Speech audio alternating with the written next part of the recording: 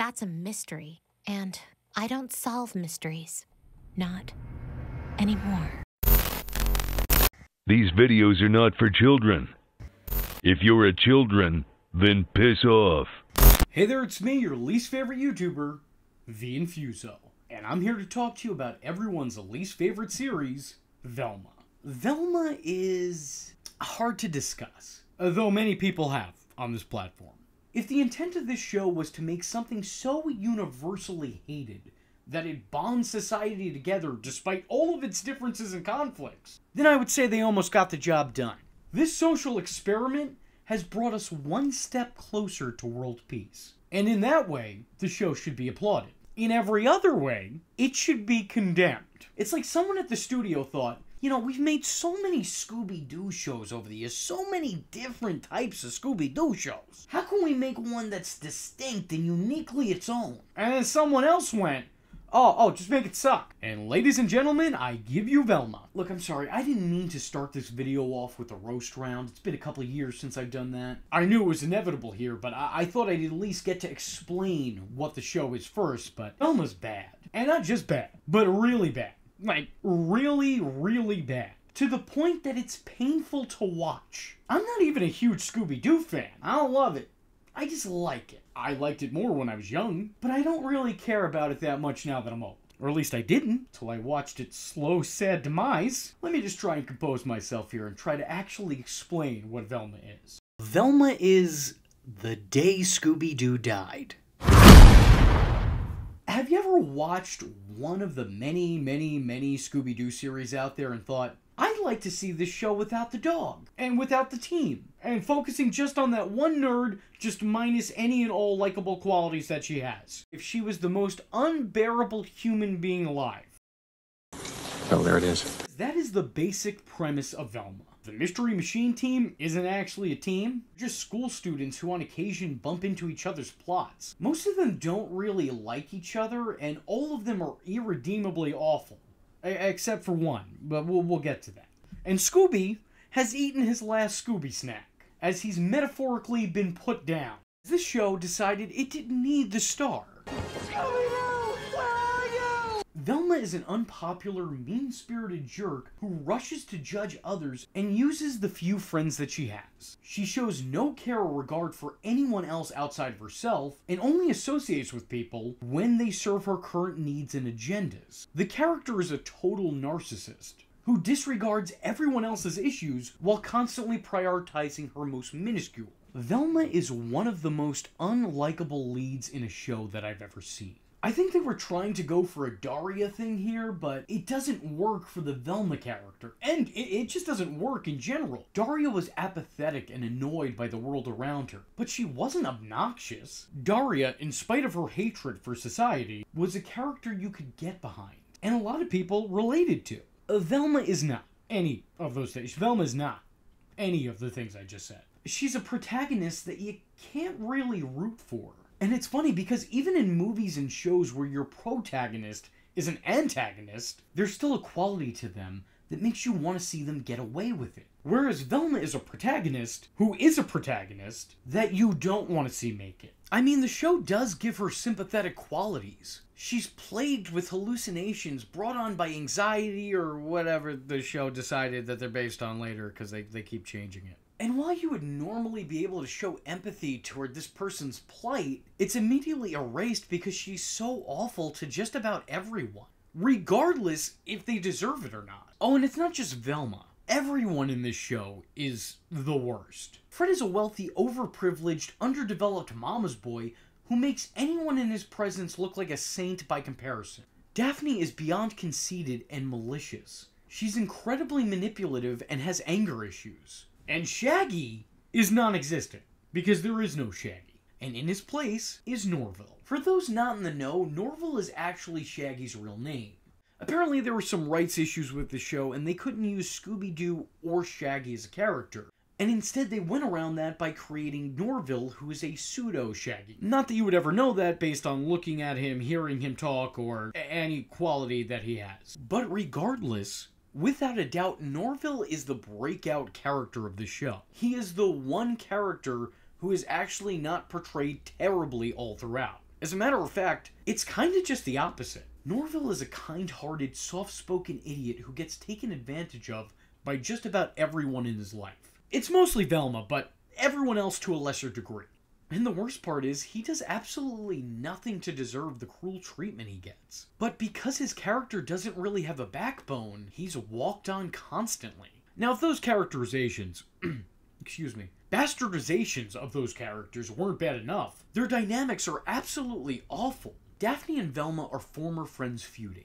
They loved each other, and now they hate each other. And then later, seemingly randomly, they love each other again and just start making out. I don't like the way the two of them are written, but I think out of all of the characters, they have the strongest dynamic. The two actresses playing these parts work very well off each other vocally, and there's actually surprisingly some heartfelt moments in depicting their dynamic. As a matter of fact, I was genuinely surprised to understand where both these characters are coming from. They're former friends who went separate ways as they got older. Each one of them feels abandoned by the other, and they hold on to this resentment of each other, while also placing blame on their breakup on the other party. There's even a scene where Daphne's breaking it down for Velma and explaining her side of the story that's actually surprisingly well done. The dynamic is very good, and if they wanted to make Daphne and Velma an item, I think it's kind of weird for their characters, just generally speaking, because Daphne's always been the popular girl, and Velma's always been the nerd. Although I guess that's also the plot of every teen movie ever, so maybe that's not entirely goofy. I just think that their romance was rushed. Like, it just comes out of nowhere, and I don't think that they did a great job of justifying or explaining it. However, out of all of the characters, their interactions are the best, and also they have a relationship that I would be interested in seeing progress. Norville is in love with Velma, but she literally laughs at him when he tries to tell her that. Like, they're supposed to be best friends, and he confessed his love to her. You know, in a normal setting, that would be awkward, but you would think that you would be kinder to somebody you cared about, tried to cushion your words. Let him down easy. You feel bad for Norville because he has this genuine love for Velma, but Velma doesn't even seem like she likes him at all. She pretty much uses him only when she needs help on mysteries. And despite him being portrayed as a true friend to her, she's definitely not a true friend to him. At best, she neglects him, and at worst, she berates him. Both without cause. Like, Velma's actually psyched when he gets a girlfriend later in the show. This girl, Gigi. I would talk about her more, but she really doesn't play any kind of part in the show. She's just sort of there. Well, anyway, when he gets a girlfriend, she's super psyched about it. Because now, in her own words, he can share his feelings, thoughts, and personal interests with Gigi, his girlfriend, and only go to Velma whenever she needs him for something. Like, that's kind of cruel. It's kind of weird because Velma's never been a bad person before, so I don't know where this depiction comes from. But I wish it would go back there, because I do not care for it. Daphne and Fred are originally dating, but then Fred is sort of hypnotized by feminism after reading a book. And so instead of being into women like Daphne, he's now into Velma, who he continues to disrespect under the guise of being an ally. And that, well, that's actually funny. I'm not going to lie. I think the story's wrong for Fred, but, you know, the premise is right for the show. It's fun. I like that. That's funny. The problem here is I can never imagine these iterations of the characters forming the mystery team. I can't even imagine these iterations of the characters being the characters that they're based on. I think what really annoys me about this use of the IP is, one, this show didn't need to be a Scooby Doo show. And I guess in some ways it's not, considering there is no Scooby Doo. But I think it's a pretty distasteful use of these iconic characters. They feel like they're the characters in name only. So the characters that they created in the show don't need to be the characters from Scooby Doo. They don't really look like the characters. They don't act like the characters. They don't sound like the characters. They really aren't the characters. There is nothing about this show that feels tied to these Hanna-Barbera classics. So it didn't need to be. And if somebody wants to say, oh, I mean, look at them, they couldn't get away with not calling this Scooby-Doo. If Hanna-Barbera could get away with remaking The Honeymooners and setting it in the Stone Age and then acted like they just invented something brand new, then this show could have taken the IP's blueprint and did its own original thing with it without ever involving the original. Nobody would have been any the wiser. Scooby-Who? I mean, the designs are somewhat reminiscent of the Mystery Machine Gang, but, like, not that much. Honestly, you could have made this show and called them all different names, and I don't know that anyone would have necessarily made that comparison. I'm not entirely sure of who this show is supposed to appeal to. Outside of hate watchers and idiots like me who have to watch it because this is what they do for a living. This is work?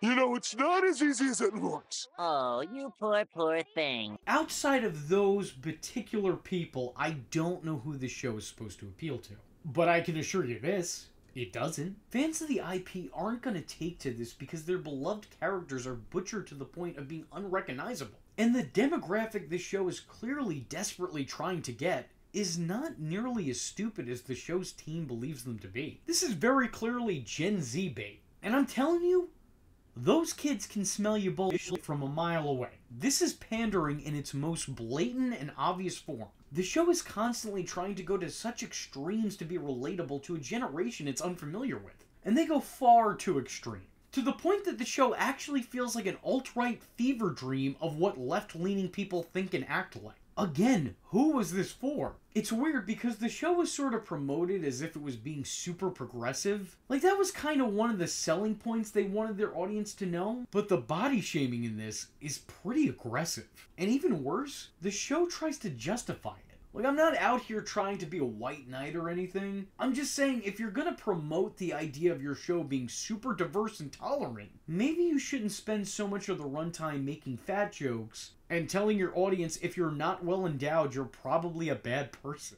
There's a lot of jokes about how Velma acts as the voice of women, while she's also condemning other women who don't meet up to her personal standards. But at least in that case, that's painted as an error in judgment, and the character learns a lesson at the end of the episode. The rest of what I just said, nah, those are just straight facts. Be less big in the stomach and be bigger somewhere else, you bigot. The comedy is horribly lazy and unfunny, which is very unfortunate. You would think that a comedy series based on a famous IP might lead to a lot of satirical takes on some of the established lore, but no, not really. The show would be a parody of the franchise. Maybe they would play a lot of what made this brand so great for laughs, and have this act as a tribute of self of sorts. No. The show Velma is like if the guy who only laughs at Family Guy cutaway gags wrote an entire season of a show. There are limited references, but for the most part, they're kind of just recycled lines being spoken of in passing by complete throwaway characters. You have really lame attempts at humor with the pseudo-Shaggy constantly being anti-420. On the rare occasion the show does make some sort of tired mention to its past, it's done in the most bird-brained way. It's never any kind of commentary, it's just a lame reference for lame reference sake. I find it really weird that the show wants to act meta regarding other TV shows and just the simple fact that it is in fact a TV show, but it never thinks to play with the audience's already pre-established expectations of the characters, any of the previously established canon, or just anything that could potentially be engaging for audiences of the source material. So I just find myself wondering, what's the point? It's like their goal was to do what Harley Quinn and Wednesday did for their side characters turned leading ladies, except it fell short of the mark by a country mile. I think one of the most cringy aspects to all of this is that at the end of the day, it feels like a self-insert fantasy. You know, it's one of those projects where the lead actor is also the writer and producer. Oh, you one of those? Now, I don't think that self-inserts are always terrible, but I do think that they're almost always terrible. I think that has to do with the way people view themselves and the way that they want to be viewed by the world. It's really easy when writing for yourself to venture too far into one's own fantasy. Plus, by human nature, I don't think anyone has the greatest grasp of who they are in the eyes of others. Most are touched with at least a tad bit of narcissism and delusions of grandeur. So, if you're writing for you, and there's no one to reel you in, well then it's very possible that you will be out to the sea of me. Pretty much more often than not, they're not great. And this fits that bill. Despite Velma being an overly awful person to literally everyone she's ever come in contact with, every one of the series' leads eventually falls for her. Daphne, Fred, Norville, they are all in love with Velma at different points in the show. Actually, when the season ends, currently all of them are in love with her. Even Norville, who mind you is moving on and has a girlfriend, still in love with Velma. Which I think perfectly reflects real life, because everyone I know is in love with Mindy Kaling. Mindy, you're so awesome. You're great. You're great. Now look, I'm gonna be honest. For everything bad I've said about the show, and will continue to say about the show, because I got more, I don't think it's as bad as a lot of other YouTubers have made it out to be. There are definitely a lot of cringeworthy moments and terrible writing. I think most of the writing kind of comes off like old people pandering to a generation that's already ready to forget them. I mean, obviously everything you're seeing in other people's videos, those are moments that happen on the show, for sure. Like, I'm not saying that it's invalid or untrue. But what I am saying is that you're watching a condensed down highlight reel of the absolute worst the show has to offer. The especially cringe-inducing scenes are at very least spaced out a bit. Though that doesn't make them better. I'm just saying that the show isn't completely riddled with that kind of humor. Some of the characters, while being terrible interpretations of already established characters, can be pretty good if viewed and judged only on their own merit. I think Norville is a very likable guy, and he stands out as being the only character in the series that is genuinely a good person. Not that he's without flaw, but he has significantly less of them, and his flaws are significantly less bad than everyone else's. I think Fred as a character is really interesting conceptually. You know, in execution, not awful. I like the way the show ends each episode with a cliffhanger. Every episode is its own standalone story with its own unique mystery that also helps unravel more of the season's main mystery. I actually really appreciate this format. I just wish it was done in something that I could enjoy more. I like how the characters aren't a team, but instead students at the same school who enter and exit plots at random. It gives the show an interesting feel because you never know who's going to play into what, or how the characters are going to be used. From that standpoint, I think it's pretty good for storytelling.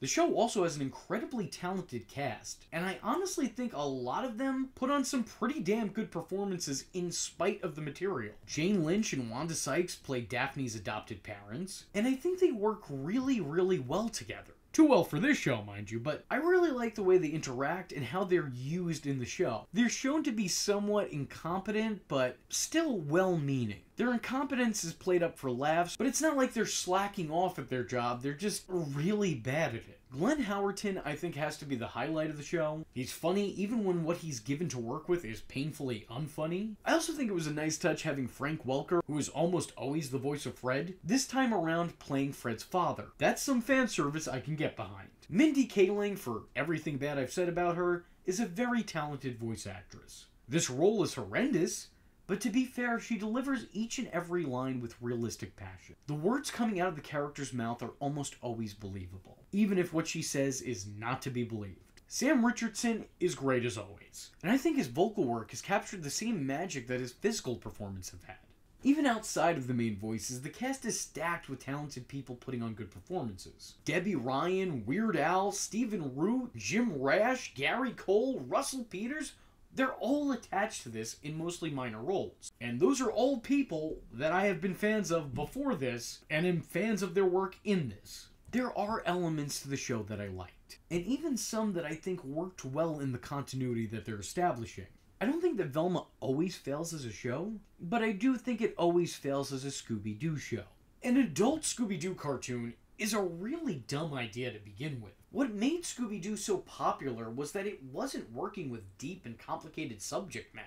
It was a fairly basic mystery-solving premise, with a bunch of teens and a talking dog. It was family-friendly fun for all ages. So polluting that by making it into a more adult-oriented show is puzzling, to say the least. I'm not going to say that the show was destined to fail, but it definitely wasn't set up to succeed. If you're going to approach Scooby Doo with a more mature wit, I would think that you would go for something a little more tongue-in-cheek. If you want to watch a better, more adult-oriented Scooby Doo parody, then go watch the live-action movies. And if you wanted to watch a better Scooby Doo show, you could watch literally any other, but I would suggest A Pup Named Scooby Doo. We had greatness and we traded it in for stuff like this. This is why we can't have nice things. But I'll tell you, what the absolute worst of the worst is here. The show actually had the audacity to steal my name and give it to Velma. Candyman's a drug dealer, V-Dog. V-Dog. V-Dog. I'm sorry, but that's a step too far. Because everyone knows there's only one V-Dog around here, and y'all are listening to him.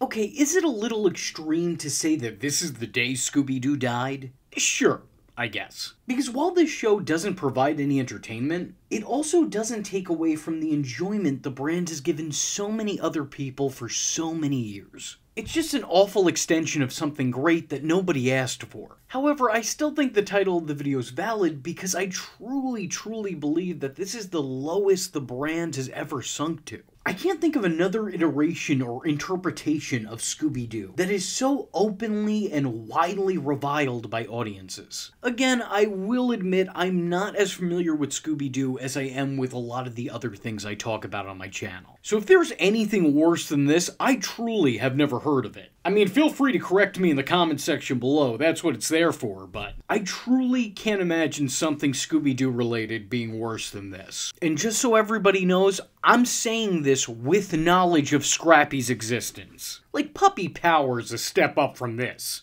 With all that being said, if you like this video and would like to see me cover something else Scooby-Doo related, let me know in the comment section below by leaving a comment saying, Scooby-Doo, whoopie-doo! I was your least favorite YouTuber, V Infuso, and I thank you for watching. Hope to see you in the next one. I am vengeance. I am the night, and that was V Infuso. Just remember, if you're not tuning in, then you're missing out. So, if you like the words that came out of his mouth hole, and you too would like to become a V-generate, don't forget to like and subscribe. Thanks for watching, nerds! And if you're not joining the fun, you're in for one bad day. And you know what they say about having one bad day?